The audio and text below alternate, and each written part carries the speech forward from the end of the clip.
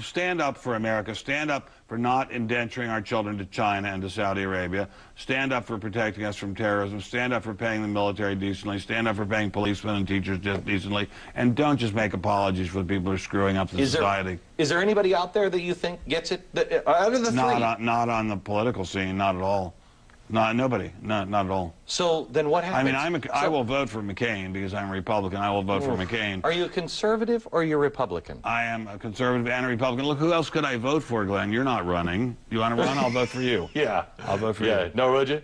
Of course I would. No, that would be fantastic. That's very funny. You know how horrible that would be? Now, I would like to see a real conservative in there, but there's nobody running. Do you know any? Do you know any that you say, boy, this guy should run? My friend Phil DeMuth, who is a very brilliant guy, who's my book co-author and a very smart conservative, he should run. Okay, everybody, Phil vote DeMuth. Phil DeMuth. DeMuth, right. In 08. Yes, in 08, right. Rock on. Okay, that's right. Mockery. Mockery. And you know nothing of that. I don't know anything of that. All right, that. we'll be back. A conversation about a conservative in Hollywood. Ben Stein's take on Hollywood when we come back. Back with Ben Stein, documentary filmmaker of Expelled, No Intelligence Allowed.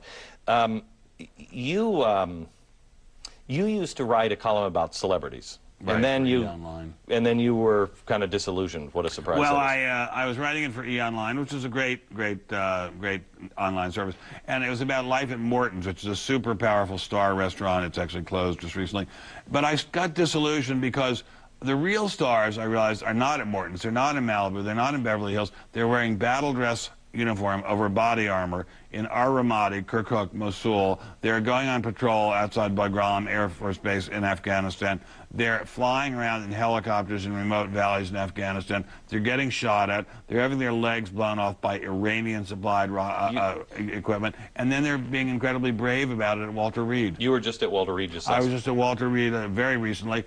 And the people there are the bravest people on earth. I met a young man from the 10th Mountain Division.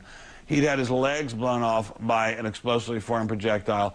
I said, what did it feel like? He said, I said to my buddy who was in the Humvee with me, Forbes, I don't have any legs. And I said, well, what did you think? And he said, it's like when you've got the last beer out of the refrigerator and you've already drunk it and you thought you had another one there and you're out of beer and you've drunk your last beer. And I thought, I don't have any legs. I've drunk my last beer where my legs are concerned. And it was unbelievably poetic. And this guy was sitting there in his bed without any legs and making jokes, and as poetic as Bob Dylan. And he's sitting there at Walter Reed with his family beside him. And that's a hero. That's a superstar. As poetic as Bob Dylan, yet without all the angst and anger. Look, I look at the anger of the people in New York in the media world. If you cross them even a little bit, they would just as soon cut your head off. Yeah. These guys have modesty, self-deprecating, they're humorous, they have common sense. They're just incredibly kind, wonderful people. We are so blessed to have them in our service. There are no words to describe it. And their families take on the most incredible burdens, all for us. We're just sitting on our butts back home. We are blessed beyond words to have these people in our service. And there you go, living the Hollywood lifestyle. I live it, but I tell you what, with every stroke of my pool, I thank God for these men and women and their families, and I'm happy to pay my taxes. And you know what? I think I've been to Walter Reed more than any other celebrity. Yeah. They tell me when I go there, nobody else goes. Well, you know, I have to tell you, you're a genuine guy. We've gotten to know each other genuine less. Nut. No, I mean, you're a genuine guy. You genuinely care about America, and you care about them an awful lot. This country is fabulous.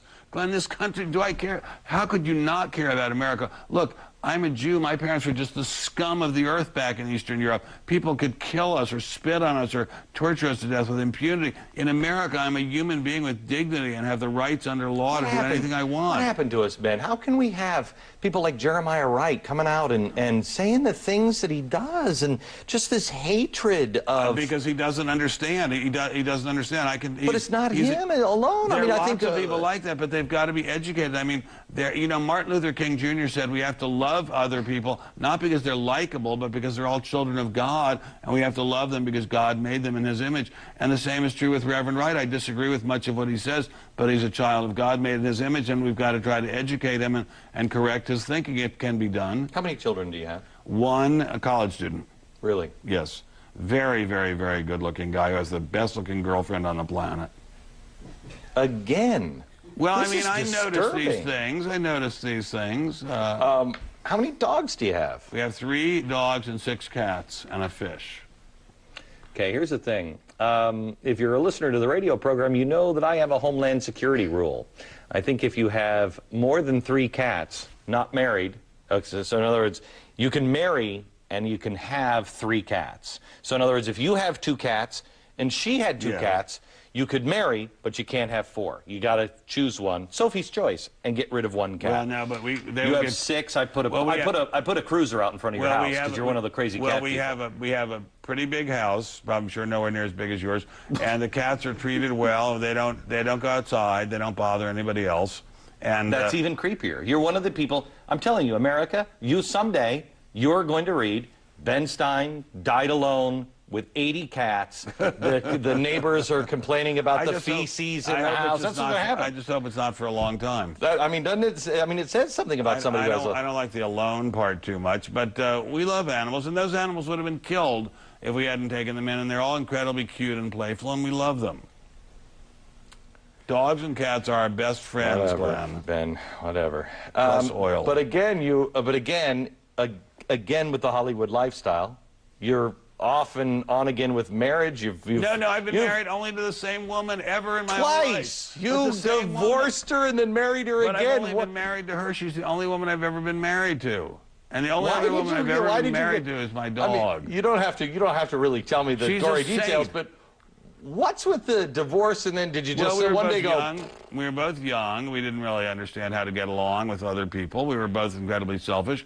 And after I had been separated for a while, living a very, very lively romantic lifestyle, I realized that there was nobody out there like Alex. Now, there are many other wonderful women, but there is only one Alex. There's only one Alex who would give me her dog when I was living out in Malibu and she was spending most of the time in Beverly Hills and my dog died. She gave me her dog. Who else would do that? You'd take my dog. Oh, I could take your dog? I'm just saying. No, you could actually, if I had a cat, you could take the cat. No, and then I would call Homeland Security on you because then you'd have 7 cats. Really, come on, there is a point where you have too many cats. Why? We love cats. Because it's too weird. You've got too many cats living with you. Well, that's just a restatement of the question, with all due respect.